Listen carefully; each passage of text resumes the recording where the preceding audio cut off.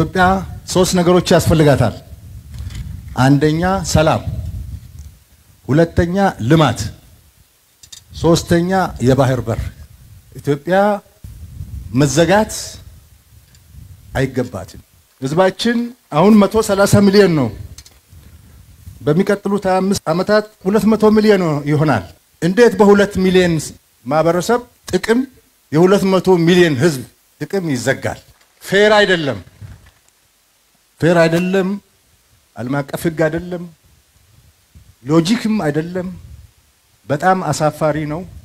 30 ዓመት ተኝተናል። አሁን ነቅተናል። ጥያቄያችንን እንቀጥላለን።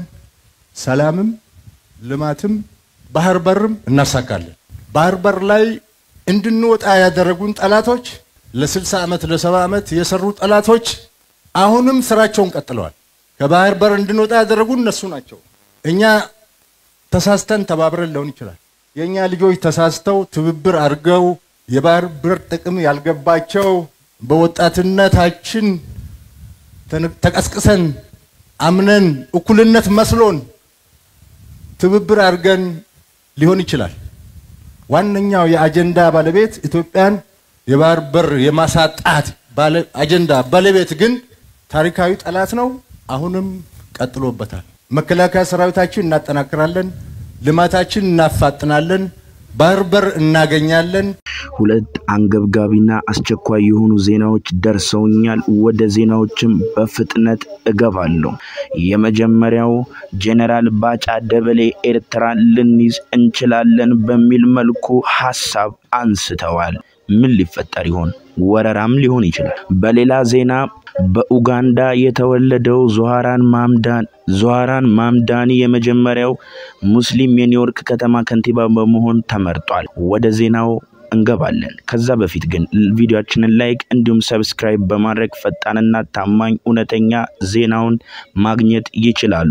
በኡጋንዳ የተወለደው ዞሃራን ማምዳኒ የመጀመሪያው ሙስሊም የኒውዮርክ ከተማ ከንቲባ መሆኑ ተመርጧል። ከመጀመሪያው ጀምሮ ውዝግብ በነበረው የኒውዮርክ ከተማ ምርጫ በትራምፕና ኢሎን መስክ ሲተች የነበረው ዞሃራን ማምዳኒ ማሸነፉ ተነግሯል። የ34 ዓመቱ ማምዳኒ ከህንዳውያን ቤተሰቦቹ በኡጋንዳ ወለደ ሲሆን በኒውዮርክ ባለፉት 100 ዓመታት የታየ ወጣቱ አስተዳዳሪ ሆኖም ብቅ ብሏል።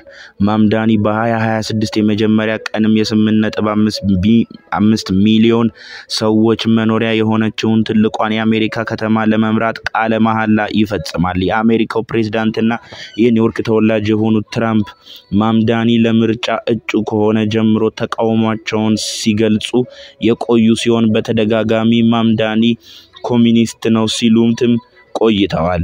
ትራምፕ ማምዳኒ ከተመረጠ ለከተማው የሚሰጠው የፌደራል መንግስት ፈንድም አቋርጣለሁ ሲሉ ሰንብተዋል። ማምዳኒ እስራኤል በጋዛ የዘር ማጥፋት ወንጀል ፈጽማለች ብሎ ሲሟገት የቆየ ሲሆን የእስራኤሉ ጠቅላይ ሚኒስትር ቤንያሚን ኔታንያሁ ኒውዮርክ ከመጡ ለዓለም አቀፉ የጦር ወንጀሎች ፍርድ ቤት አሳልፈው እንደሚሰጧቸው ተናግረው ነበር።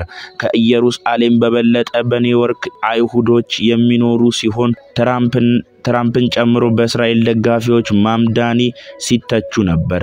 በተጨማሪም በኒውዮርክ በሚኖሩ ሀብታሞች ላይ ታክስ በመጨመር በሚገኘው ገቢ በከተማው ነፃ የባስ አገልግሎት እንዲኖር አደርጋለሁ ማለታቸውም በታጅሮች አልተወደደም።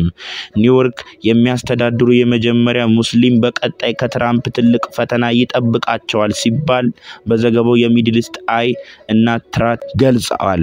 በሌላም ጉዳይ ከሰሞኑን በኤርትራና በኢትዮጵያ ያለው ውዝግብ ይታወቃል። ከሰሞኑን ጄኔራል ባጫ ደበሌና ፊልድ ማርሻል ብርሃኑ ጆላ ተቀምጠው ስብሰባ አንድ ላይ ሲያረጉ መግለጫና የተለያዩ ጥያቄዎች ተነስተው በነዛ ሐሳብ ላይ ምላሽ እየሰጡ ስብሰባ እያደረጉ የነበረው ቪዲዮ እንደተለቀቀ ይታወሳል።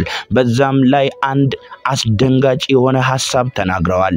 የኤርትራ መንግስት ብልጥ መሆን አለበት፣ አሰብን አድናለሁ ብሎ ኤርትራን ማጣት የለበትም ሲሉ ጄኔራል ባጫ ደበሌ ተናግረዋል። ይህ ማለት ኢትዮጵያ አሰብን አድናለሁ ብላ ኤርትራን ማጣት የለባትም ማለት ኤርትራ ልትወረር ትችላለች ማለት ነው። ይህ ማለት ኢትዮጵያ በኤርትራ ላይ ጦርነት ልታስነሳ እንደምትችል ግምታችን ይመስለናል። ምክንያቱም ኤርትራ የኢትዮጵያ ናትና እኛም ከኢትዮጵያ መንግስት ጋር ነን። እናመሰግናለን።